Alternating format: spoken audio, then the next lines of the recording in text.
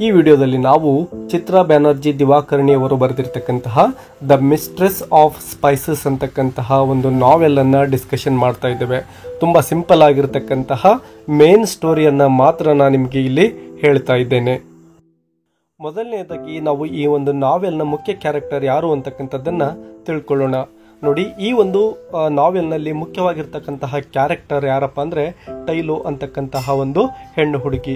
ಈ ನಾವೆಲ್ನಲ್ಲಿ ನಡೀತಕ್ಕಂತಹ ಎಲ್ಲ ಘಟನೆಗಳಿಗೂ ಕೂಡ ಇವಳೇನೆ ಕೇಂದ್ರ ಬಿಂದು ಆಗಿರ್ತಾಳೆ. ನೋಡಿ, ಈ ಒಂದು ಟೈಲೋಗೆ ತುಂಬಾನೇ ಅಸಾಧಾರಣವಾಗಿರ್ತಕ್ಕಂತಹ ಅದ್ಭುತವಾಗಿರ್ತಕ್ಕಂತಹ ಒಂದು ಶಕ್ತಿ ಇರುತ್ತೆ. ಆ ಒಂದು ಶಕ್ತಿಯಿಂದಾನೇ ಇವಳು ಇಡೀ ನಾವೆಲ್ನಲ್ಲಿ ಮುಖ್ಯವಾದ ಕ್ಯಾರೆಕ್ಟರ್ ಆಗಿ ನಮಗೆ ಕಾಣಿಸ್ಕೊಳ್ತಾಳೆ. ನಾವು ಈ ಒಂದು ಟೈಟಲ್ ಅನ್ನ ನೋಡೋದಾದ್ರೆ ನೋಡಿ, ಮೊದಲಿಗೆ ಟೈಟಲ್ ಏನಿದೆ ಅಂತ ಅದರ ಅರ್ಥವನ್ನ ತಿಳ್ಕೊಳ್ಳೋಣ. ದ ಮಿಸ್ಟ್ರೆಸ್ ಆಫ್ ಸ್ಪೈಸಸ್ ಅಂತೇಳಿ. ಮಿಸ್ಟ್ರೆಸ್ ಅಂದ್ರೆ ಒಡತಿ ಅಥವಾ ಯಜಮಾನಿ ಅಂತಕ್ಕಂತಹ ಒಂದು ಮೀನಿಂಗ್ ಅನ್ನ ಕೊಡುತ್ತೆ. ಸ್ಪೈಸಸ್ ಅಂದ್ರೆ ಈ ಒಂದು ಮಸಾಲೆಗಳು ಅಂತ ನಾವು ಏನು ಕರಿತೇವೋ ಅವುಗಳಾಗಿದ್ದಾವೆ. ಸೊ ಟೋಟಲ್ ಈ ಒಂದು ನಾವೆಲ್ನ ಟೈಟಲ್ ಏನಿದೆ, ಮಿಸ್ಟ್ರೆಸ್ ಆಫ್ ಸ್ಪೈಸಸ್ ಅಂದ್ರೆ ಈ ಒಂದು ಸ್ಪೈಸಸ್ ಗಳ ಯಜಮಾನಿ, ಒಡತಿ ಅಂತಕ್ಕಂತಹ ಒಂದು ಮೀನಿಂಗ್ ಅನ್ನ ಈ ಒಂದು ನಾವೆಲ್ ನಮಗೆ ಕೊಡ್ತಾ ಇದೆ. ನೋಡಿ, ಈ ಒಂದು ಕಥೆಯ ನಾಯಕಿ ಏನಿದ್ದಾಳೋ ಟೈಲೋ, ಅವಳೇ ಈ ಒಂದು ಮಸಾಲೆಗಳ ಒಡತಿಯಾಗಿ ಇಲ್ಲಿ ನಮಗೆ ಕಾಣಿಸ್ಕೊಳ್ತಾಳೆ. ಮೊದಲಿಗೆ ಈ ಟೈಲೋಳ ಬಗ್ಗೆ ನಾವು ಸ್ವಲ್ಪ ಮಾಹಿತಿಯನ್ನ ಅಂದ್ರೆ ಅವಳ ಆರಂಭಿಕ ಬಾಲ್ಯದ ಜೀವನದ ಬಗ್ಗೆ ತಿಳ್ಕೊಳ್ಳೋಣ.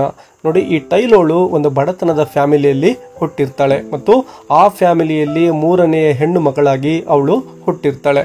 ಹೆಣ್ಣು ಮಕ್ಕಳು ಅಂದ ತಕ್ಷಣನೇ ಅವಳೊಬ್ಬ ಹೊರೆಯಾಗಿ ಆಗಿನ ಕಾಲದ ಫ್ಯಾಮಿಲಿಗಳಲ್ಲಿ ಕನ್ಸಿಡರ್ ಮಾಡ್ತಾ ಇದ್ರು. ಯಾಕೆಂದ್ರೆ ಅವಳಿಗೂ ಕೂಡ ವರದಕ್ಷಿಣೆಯನ್ನ ಕೊಡಬೇಕಲ್ವಾ ಅಂತಕ್ಕಂತಹ ಒಂದು ಭಾವನೆಯಿಂದಾಗಿ. ಸೊ ಅವರೆಲ್ಲರೂ ಕೂಡ ಇವಳನ್ನ ಕೇರ್ಲೆಸ್ ಆಗಿ ಬೆಳೆಸ್ತಾರೆ.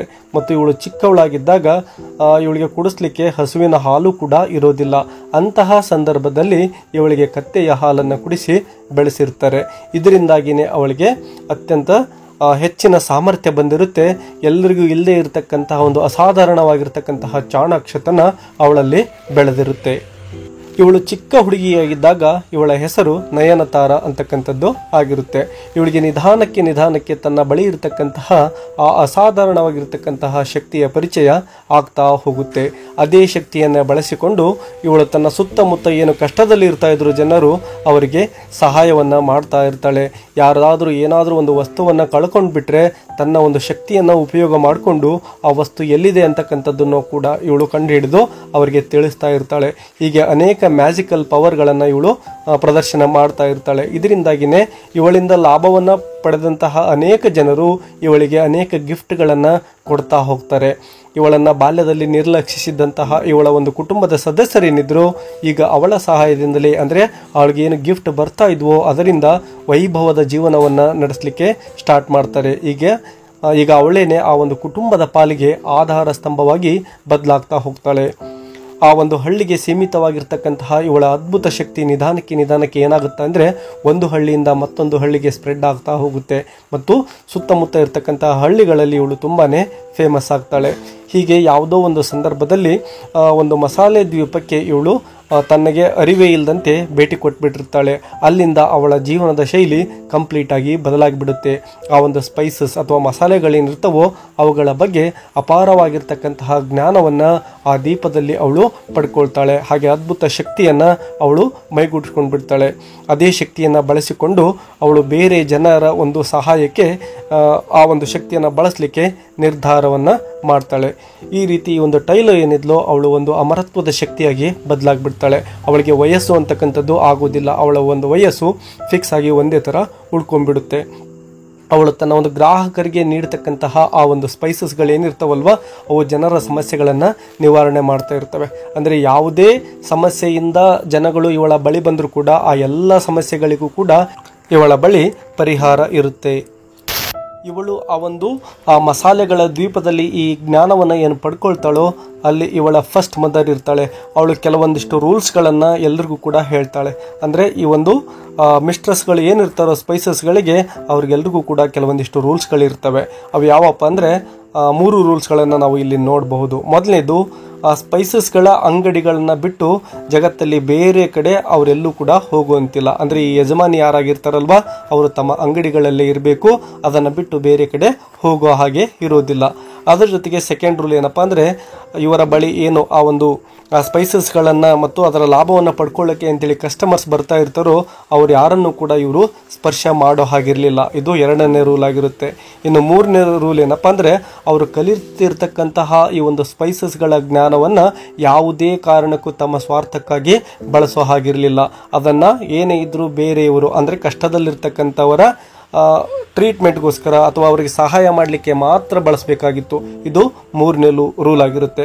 ಹೀಗೆ ಈ ಒಂದು ಸ್ಪೈಸಸ್ಗಳ ಅಪಾರ ಜ್ಞಾನವನ್ನು ಪಡೆದಂತಹ ಟೈಲೋ ಏನು ಮಾಡ್ತಾಳೆ, ಅಮೇರಿಕಾದಲ್ಲಿರ್ತಕ್ಕಂತಹ ಒಂದು ಪಟ್ಟಣ ಆಕ್ಲೆಂಡ್ ಎಂತಕ್ಕಂತಹ ಸ್ಥಳದಲ್ಲಿ ತನ್ನ ಒಂದು ಸ್ಟೋರನ್ನು ಓಪನ್ ಮಾಡಲಿಕ್ಕೆ ನಿರ್ಧಾರವನ್ನು ಮಾಡ್ತಾಳೆ.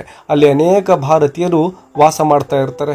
ಸೊ ಆ ಎಲ್ಲ ಭಾರತೀಯರ ಸಮಸ್ಯೆಗಳನ್ನು ಪರಿಹಾರ ಮಾಡಲಿಕ್ಕೆ ಅವಳು ಆ ಒಂದು ಪ್ಲೇಸನ್ನು ಸೆಲೆಕ್ಟ್ ಮಾಡ್ಕೊಳ್ತಾ ಇದ್ದಾಳೆ.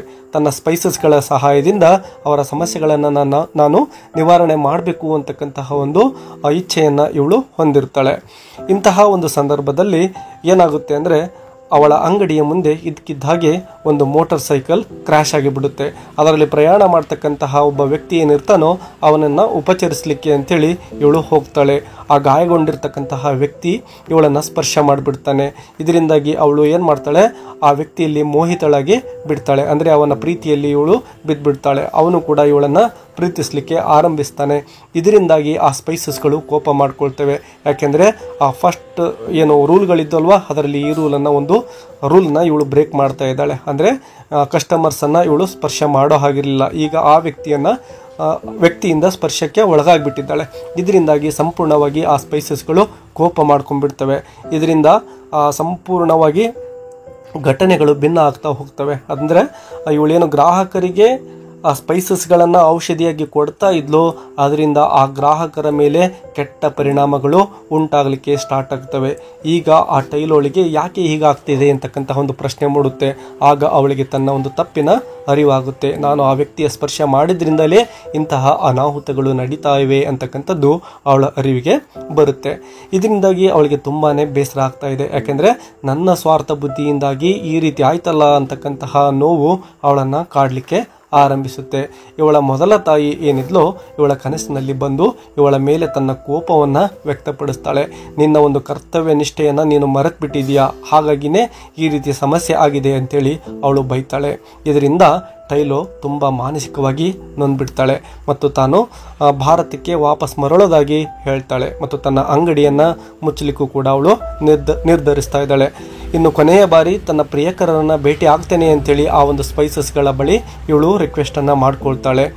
ಅಂದು ರಾತ್ರಿನೇ ತನ್ನ ಒಂದು ಪ್ರಿಯಕರನನ್ನು ಜೊತೆಯಾಗಿ ಅವನ ಜೊತೆ ಸಮಯವನ್ನು ಕಳೀತಾಳೆ ಮತ್ತು ಅನಂತರದಲ್ಲಿ ಒಂದು ಪತ್ರವನ್ನು ಬರೀತಾಳೆ. ತಾನು ಭಾರತಕ್ಕೆ ಹಿಂತಿರುಗತಕ್ಕಂತಹ ವಿಷಯವನ್ನು ಆ ಪತ್ರದಲ್ಲಿ ಬರೀತಾಳೆ ಮತ್ತು ನಾನು ಇನ್ನೆಂದಿಗೂ ಕೂಡ ವಾಪಸ್ ಇಲ್ಲಿಗೆ ಬರೋದಿಲ್ಲ ಅಂತೇಳಿ ಕೂಡ ಅವಳು ಬರಿತಾ ಇದ್ದಾಳೆ ಮತ್ತು ಅಂಗಡಿಯನ್ನು ಮುಚ್ಚಿ ನಾನು ಹೊರಡ್ತಾ ಇದ್ದೇನೆ ಅಂತೇಳಿ ಲೆಟರಲ್ಲಿ ಬರೆದ್ಬಿಟ್ಟು ವಾಪಸ್ ಬರ್ತಾಳೆ. ಹೀಗೆ ಪತ್ರವನ್ನು ಬರೆದಿಟ್ಟು ತನ್ನ ಅಂಗಡಿ ಕಡೆ ಮರಳ್ತಾಳೆ. ಆ ಎಲ್ಲ ಸ್ಪೈಸಸ್ಗಳನ್ನು ಕೂಡಿ ಹಾಕಿಬಿಟ್ಟು ಅವುಗಳಿಗೆ ಬೆಂಕಿಯನ್ನು ಇಡ್ತಾಳೆ ಮತ್ತು ಆ ಬೆಂಕಿಯ ಮಧ್ಯದಲ್ಲಿ ತಾನು ನಿಂತ್ಕೊಂಡು ಸುಟ್ಟು ಸತ್ತು ಹೋಗಲಿಕ್ಕೆ ನಿರ್ಧಾರವನ್ನು ಮಾಡ್ತಾಳೆ ಮತ್ತು ಅದೇ ರೀತಿಯೇ ನಡ್ಕೊಳ್ತಾಳೆ. ಆದರೆ ಅದೇ ಸಮಯದ ನಂತರದಲ್ಲಿ ಇವಳ ಪ್ರಿಯಕರ ಇವಳನ್ನು ಹುಡುಕ್ತಾ ಆ ಒಂದು ಅಂಗಡಿಯ ಕಡೆ ಬರ್ತಾನೆ. ಆ ಅಂಗಡಿ ಸಂಪೂರ್ಣವಾಗಿ ನಾಶ ಆಗಿ ಹೋಗಿರುತ್ತೆ. ಆದರೆ ಅದು ಸುಟ್ಟಿರೋದಿಲ್ಲ, ಭೂಕಂಪದಿಂದ ಕೆಳಗಡೆ ಬಿದ್ದಿರೋ ರೀತಿಯಲ್ಲಿ ಕಾಣಿಸುತ್ತೆ. ಅದೇ ಸಂದರ್ಭದಲ್ಲಿ ಟೈಲೋಳು ಕೂಡ ಅಲ್ಲೇನೆ ಜೀವಂತವಾಗಿ ನಿಂತಿರ್ತಾಳೆ. ಅವಳ ಪ್ರಾಣಕ್ಕೆ ಏನೂ ಕೂಡ ಹಾನಿ ಆಗಿರೋದಿಲ್ಲ. ಆ ಒಂದು ಟೈಲೋಳ ಫಸ್ಟ್ ಮದರ್ ಏನಿದ್ಲೋ ಇವಳ ಕಣ್ಮುಂದೆ ಆ ಬೀಚಲ್ಲಿ ಕಾಣಿಸ್ಕೊಳ್ತಾಳೆ ಮತ್ತು ಇವಳ ಒಂದು ನಿಯತ್ತನ್ನು ಕಂಡಂತಹ ಆ ಸ್ಪೈಸಸ್ಗಳು ಇವಳನ್ನು ಕ್ಷಮಿಸ್ಬಿಡ್ತವೆ. ಅಂದರೆ ಆ ಸ್ಪೈಸಸ್ಗೋಸ್ಕರ ತನ್ನ ಜ್ಞಾನಕ್ಕೋಸ್ಕರ ಇವಳು ತನ್ನ ಪ್ರಾಣ ತ್ಯಾಗವನ್ನೇ ಮಾಡಲಿಕ್ಕೆ ಸಿದ್ಧಳಾಗಿದ್ಲು. ಸೊ ಇದೆಲ್ಲವನ್ನು ಗಮನಿಸಿದಂತಹ ಆ ಸ್ಪೈಸಸ್ಗಳು ಇವಳನ್ನು ಕ್ಷಮಿಸ್ತವೆ. ಅದ್ರ ಜೊತೆಗೆ ಅವಳ ಆಸೆಗಳು ಏನಿದ್ವೋ ಅವೆಲ್ಲವನ್ನು ಕೂಡ ಈಡೇರಿಸಿಕೊಂಡ್ರೂ ಕೂಡ ನಿನಗೇನೂ ಆಗೋದಿಲ್ಲ, ನಿನ್ನ ಶಕ್ತಿ ಹಾಗೆ ಉಳಿಯುತ್ತೆ ಅಂತಕ್ಕಂತಹ ಒಂದು ಆಶೀರ್ವಾದವನ್ನು ಕೂಡ ಇವಳು ಅಲ್ಲಿ ಪಡ್ಕೊಳ್ತಾಳೆ. ಮತ್ತು ನಂತರದಲ್ಲಿ ತನ್ನ ಒಂದು ಅಂಗಡಿಯನ್ನು ಮುಂದುವರಿಸಲಿಕ್ಕೆ ಆ ಒಂದು ಸ್ಪೈಸಸ್ಗಳಿಂದ ಇವಳಿಗೆ ಅನುಮತಿ ಸಹ ಸಿಗುತ್ತೆ.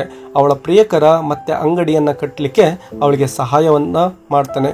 ಈ ರೀತಿ ತನ್ನ ಒಂದು ಪ್ರಿಯಕರನೊಂದಿಗೆ ಅವಳು ಮುಂದೆ ಸಂತೋಷಕರವಾಗಿ ಬಾಳಲಿಕ್ಕೆ ಆ ಒಂದು ಸ್ಪೈಸಸ್ಗಳಿಂದ ಅನುಮತಿ ಸಿಗುತ್ತೆ. ಇಬ್ಬರು ಕೂಡ ಕೈಗಳನ್ನು ಹಿಡಿದುಕೊಂಡು ಆ ಸಮುದ್ರದ ಬೀಚ್ನಲ್ಲಿ ನಡೀತಕ್ಕಂತಹ ಸೀನೊಂದಿಗೆ ಈ ಒಂದು ನಾವೆಲ್ ಮುಕ್ತಾಯ ಆಗುತ್ತೆ.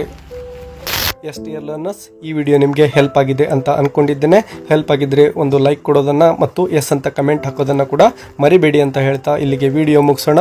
ಮತ್ತೊಂದು ಲೆಸನ್ ನೊಂದಿಗೆ ಸಿಗೋಣ. Until take care and keep learning. Bye bye.